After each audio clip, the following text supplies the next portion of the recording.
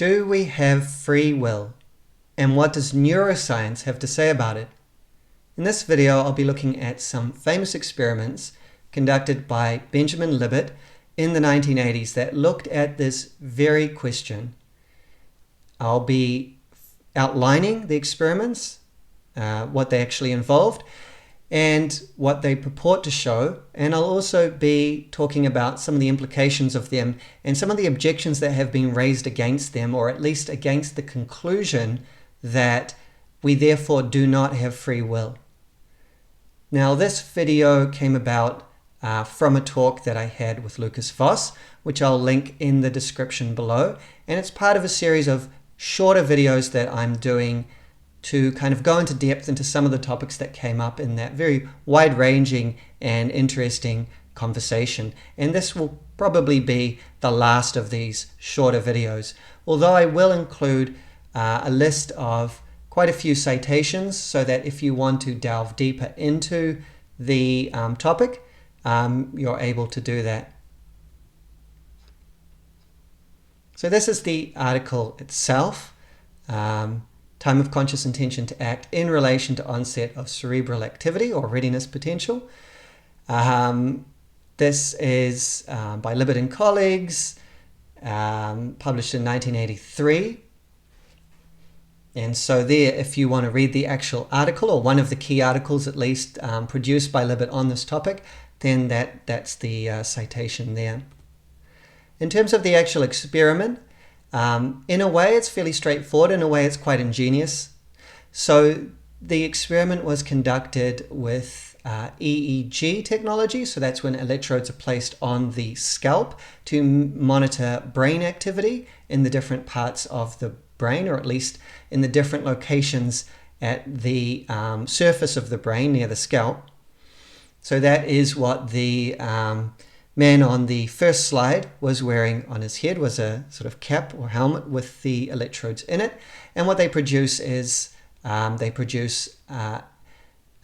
graph, I guess, of the electrical activity in each of these electrodes, which you can then get a sense of what the brain is doing in a broad kind of way.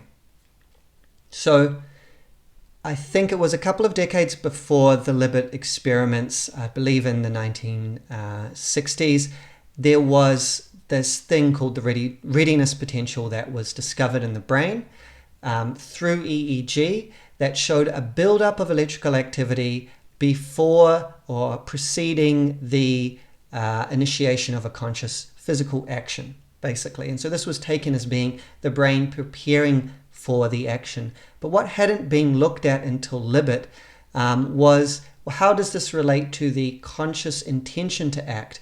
Was it that the conscious intention to act preceded that activity, started it off?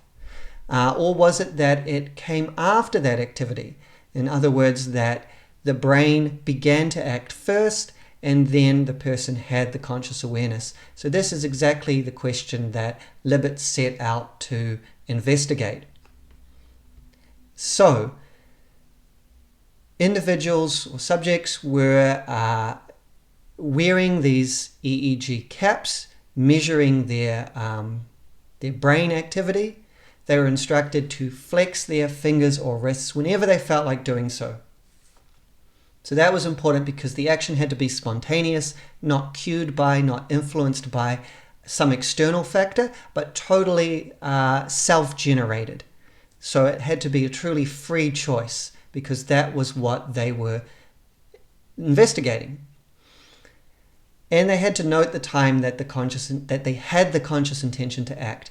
And how Libet accomplished this is that he made a dial, I guess you could say, a rapidly rotating dot around a clock face that rotated completely every 2.5 seconds. And so what the subject had to do was to note when they had the conscious intention, the urge or the wanting to act. And note where the dot was on the dial. In the same experiment, there were also other things or other tests they were given to kind of validate that their perception of where the dot was likely to be when they had the conscious intention, which is otherwise quite tricky to do, but it involved delivering a certain stimulus and then asking the person when they felt the stimulus, and also noting when the actual act happened, when the actual physical action happened, and comparing that to an objective measure of the action. I'll talk a little bit about that in a minute when we come to objections. So what were the results of this?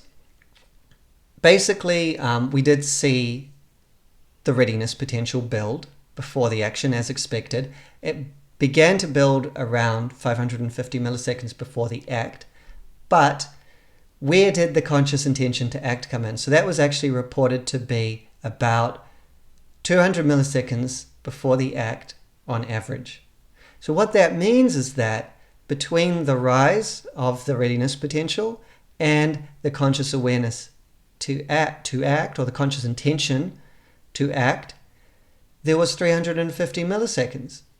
So 350 milliseconds passed between what seemed to be the brain preparing to act and the individual having the experience of intending to act. And so this is the key takeaway from the experiment, because it suggests that the individual, the conscious individual, did not initiate the action. The person's brain initiated the action, and the conscious self, the conscious experience, came after, and had the individual had the awareness of initiating the action that was ultimately illusory, because it didn't and couldn't have gone back in time to initiate it. So it came after, and it was an illusory awareness. And people generalize this to say that this is the case for all apparently free actions. The brain generates and determines them, and the conscious individual, the person's consciousness, is given the illusory experience that the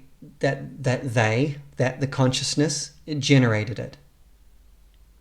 So I'm trying to be a little bit careful with my words about how I describe this, which will become clear in a minute as we talk about the objections, the kind of challenges to the experiment. But that's basically it in a nutshell.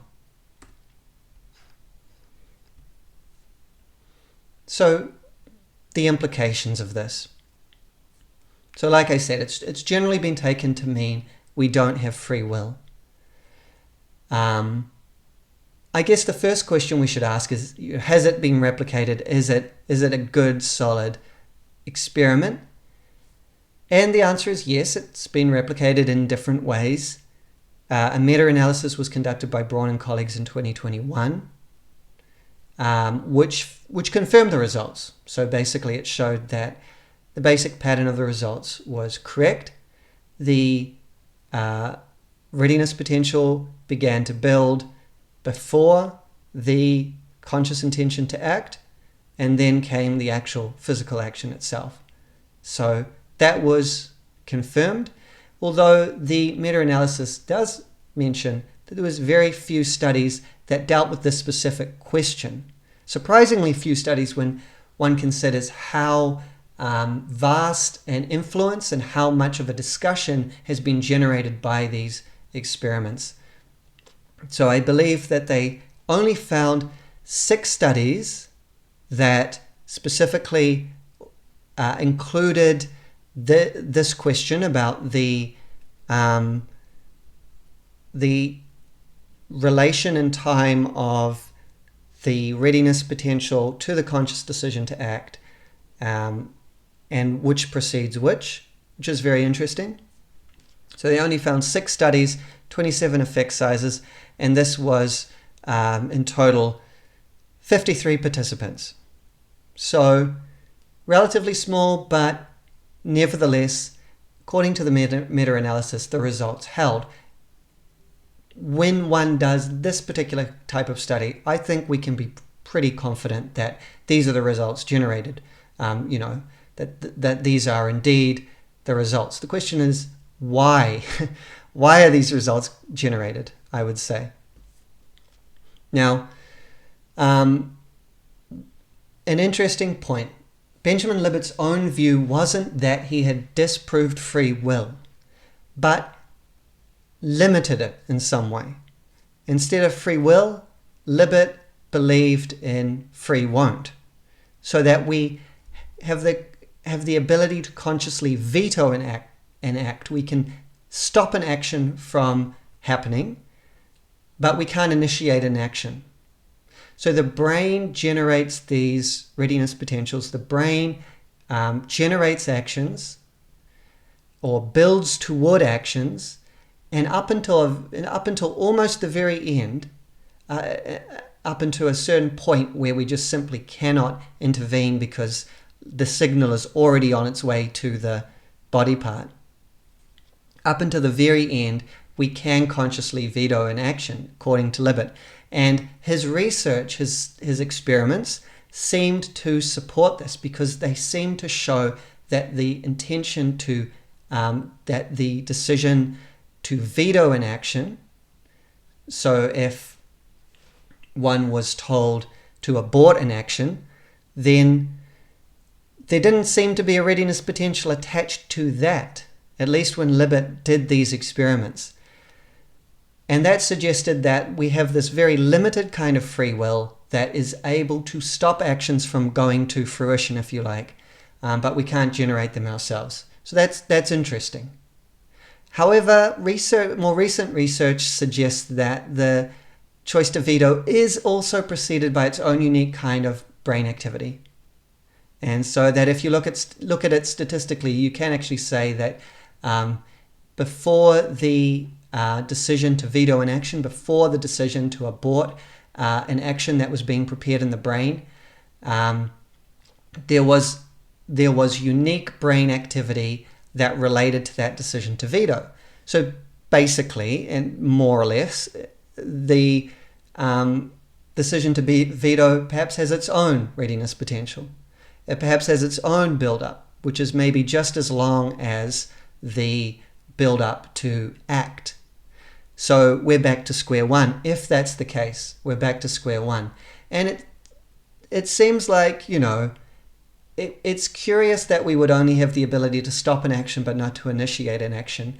If actions were generated entirely by the brain, it does seem in theory interesting or curious that the brain doesn't stop actions. That it's, the brain, as opposed to the consciousness, if we want to distinguish those, doesn't stop actions. However, what is the readiness potential in the first place? And so there has been a lot of debate about what the readiness potential means. When it was discovered, and certainly in Libet's conception of it, it is this preparation of the brain to act. And I should also point out that although I said that in the Libet experiments it preceded action by 550 milliseconds, this is actually just the surface of the brain, because that's what the electrodes are picking up. This is the cortex. So what's going on in the cortex? The deeper structures of the brain are harder to access through EEGs because they're just on the scalp. The electrodes are just on the scalp. So probably there's activity that precedes action even further back. That's just going on deeper inside the brain. So that's important to consider. But what is the nature of that activity? And so that's the interpretation that it's the brain preparing for a voluntary action or a supposedly voluntary action has been challenged. And one theory that I've referred to here by Sugar and colleagues is that what's going on when we look at a readiness potential is the brain kind of collecting chaotic information or chaotic signals to build to a threshold to act. So let me try and explain that in a better way. Basically, the nature of the Libet task is to do something pretty arbitrary and pretty inconsequential. and to do it at a completely arbitrary time. So flex your wrist whenever you feel like it. And so generally, one model of looking at the brain, at least, is to say that it reaches, it moves towards actions by collecting evidence for a decision. And then when enough evidence has been collected, then one acts. Then an action occurs, or it passes a threshold that initiates the processes to act. But if you're constrained in this way, where there's no information, there's no reason why you would act now rather than another time, because the only instruction you've been given is to just move your wrist whenever you want to. In this case, what is the evidence that the brain is collecting? And so Sugar and colleagues suggest that actually maybe it's just sort of noise. It's random noise in the brain. It's random neural noise. And so what happens is you get sort of a build-up of these, or a build-up or a collection or an accumulation of random noise, and that's what the brain is kind of sampling or collecting in order to eventually reach a threshold where it will act. And so what these readiness potentials are, according to this model, is just this collection of noise, this build-up of noise, which is what the brain is using to kind of essentially act randomly. Because that is the nature of the task, is to act randomly. And so in this model, what you would see is you wouldn't sort of see these clearly distinct readiness potentials building before every action that actually happens. But what you would see is sort of just a fluctuation of electrical activity in the brain, because sometimes building, sometimes not. And the building of the electrical activity wouldn't necessarily mean that a decision is being prepared or an action is being prepared. It would just mean that what the brain is looking for is just it's sort of collecting evidence in the form of noise in order to act randomly, in order to pass a threshold, in order to decide when to act randomly. But it wouldn't mean that it was preparing a specific action. It wouldn't mean that it was had decided to act and was building towards that action. And so what Sugar and colleagues did is they actually tested this. What they did is they did the classic Libet experiment, and except that when the subject heard a click, then they had to act. So they were still doing what the original Libet experiments prescribed, which was to act in a random point in time. But when they heard a click, regardless of where they were in that experiment, they had to act. And so the prediction by Sugar and colleagues was that at those moments where the electrical activity had built up to some degree, and the participants heard a click, then they would act faster than if the electrical activity wasn't so built up. That's because it was already nearing the threshold. But because the clicks were completely random, the participants didn't know when they were coming. It couldn't be that the brain was preparing for that specific action. What the brain was doing was essentially just kind of random. There's these random build-ups and these random kind of trailing aways. So what they found from that study was that, yes, that was the result. The responses to the clicks, the flexion of the hand, I think in this case it was the press of a button, was faster when that neural activity had built up than when it wasn't so built up, suggesting, and because the person couldn't possibly have been preparing for that action beforehand, unless we want to admit sort of precognition or something like that, because they couldn't possibly have been preparing for that action, the readiness potential, the build-up in electrical activity, couldn't have been in order to do that action. It must have just been random. And so that's basically the idea behind that. And so that's an objection to the Libet experiments, because at least if we interpret the Libet experiments as disproving free will, because it's not that the brain in that case is preparing to act a specific action. What the readiness potential is just is this building up of evidence. So it doesn't really, or building up of evidence toward a random action. It doesn't say that the action has already been initiated by the brain. So that brings me to my next point, which is the question of whether the arbitrary movement of one's hand is a good test for free will. And this has been an objection raised by various philosophers who have sort of talked about these experiments, because Libet was trying to design in a way the perfect experiment for free will by emphasizing the spontaneity of the action and the lack of constraint by any external factors. Just do this simple action, free of any influence. But at the end of the day, when you look at that action and you compare it to what we commonly mean when we talk about free will and the way that free will is meaningful for us, it's very unlike what we usually mean, because what we usually mean by free will is free will in relation to actions that have significance, that have a significant value or have a moral import.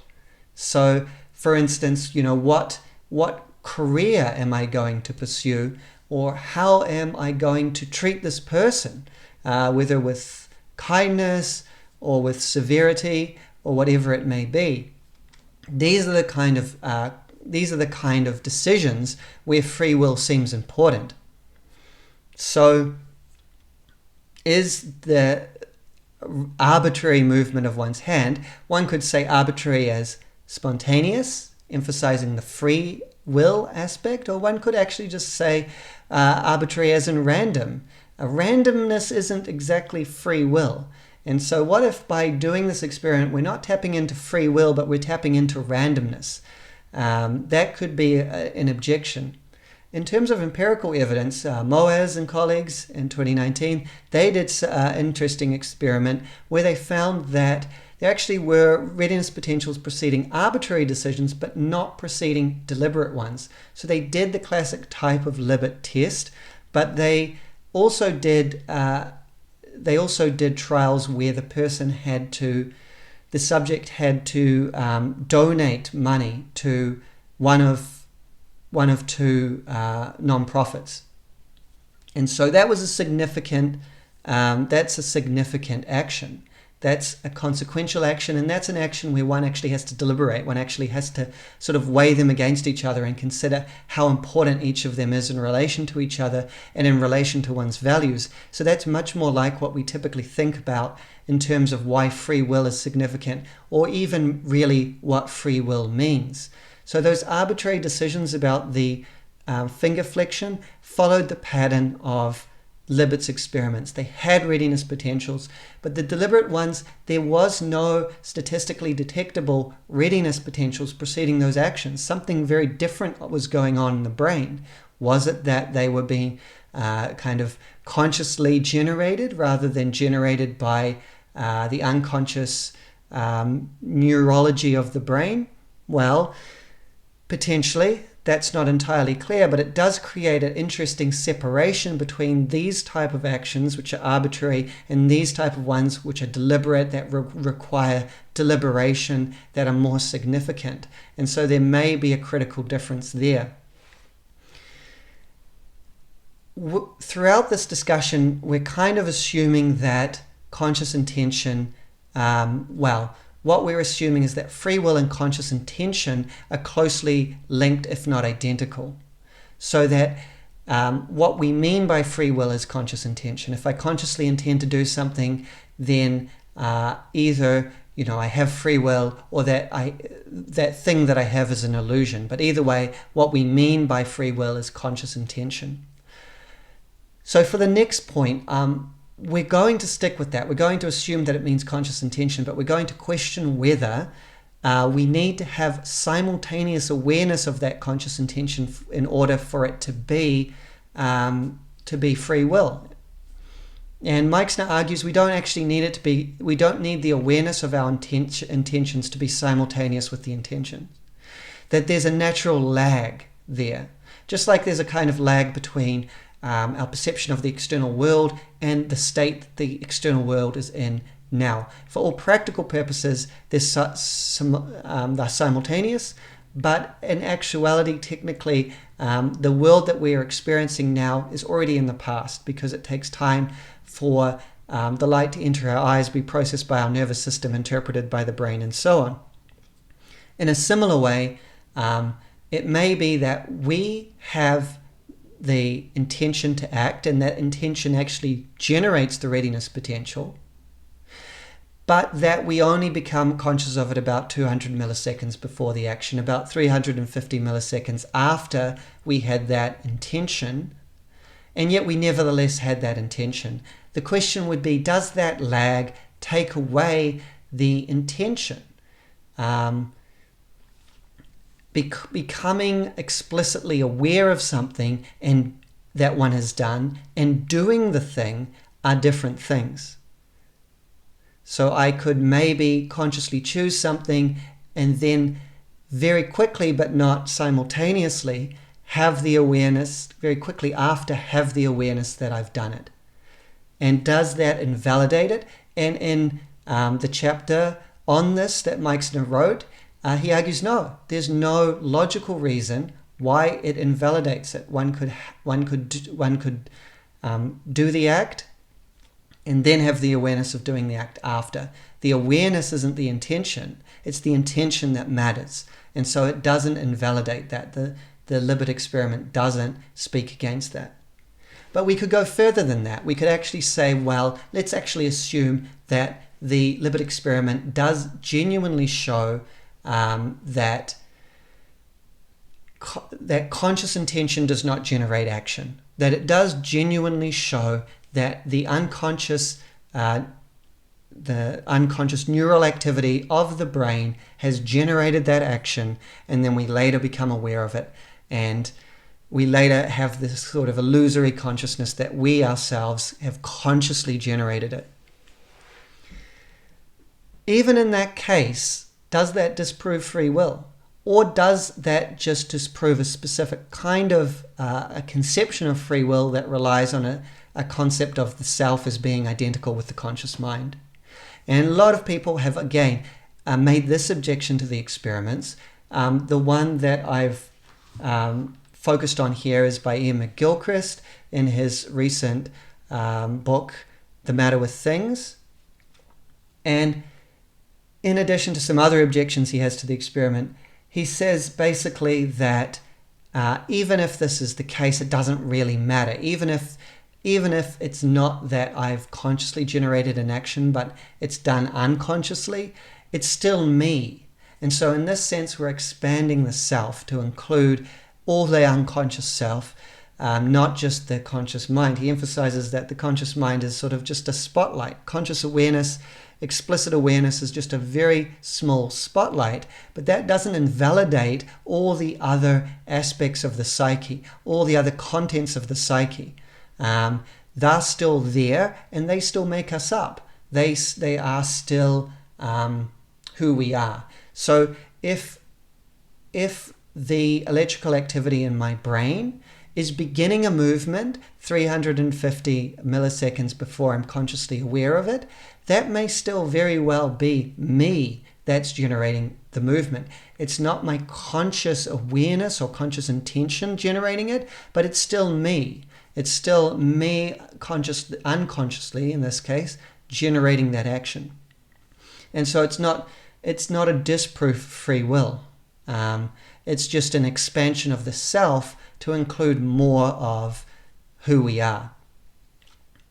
Now, that is tricky, and Libet has responded to that type of objection by sort of doubling down and insisting, yes, what we mean by free will is conscious intention. And, certainly if we're doing something very unconsciously, for instance, if we've gone completely insane or we've been sleepwalking, generally we wouldn't be held responsible for a crime. So there does seem to be a meaningful connection between consciousness and free choice or free will, and yet it also doesn't seem to be absolute they don't seem to be absolutely identical.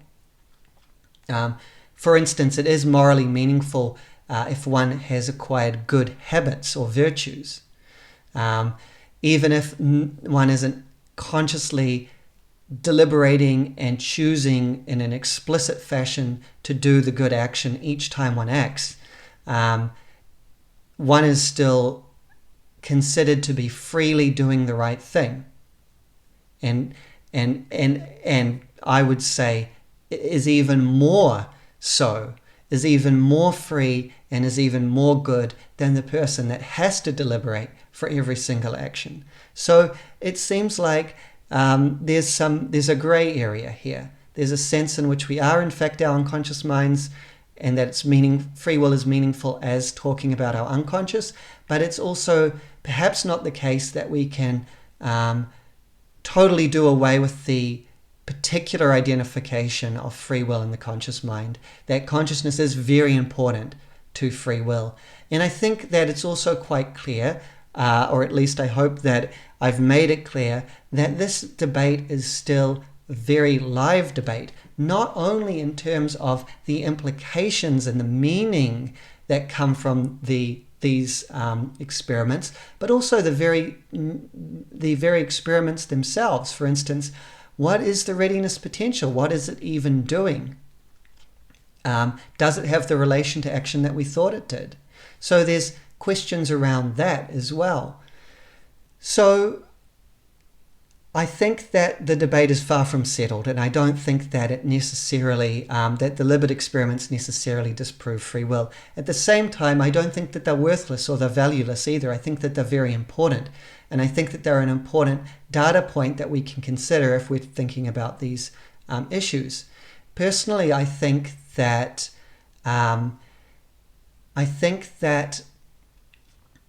I would probably lean towards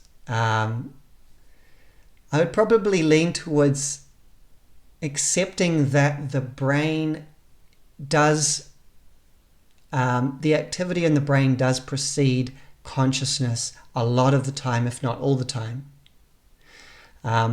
I think that we don't want to go too far in the direction of thinking that there's this sort of abstract entity, this disembodied entity that's purely conscious and is just sort of driving the brain. That doesn't make much sense. It does seem that we actually are identified, we are actually our unconscious, and it also seems that we're a bit different from our unconscious and we have the separation. So I would sort of see it as being in that gray area.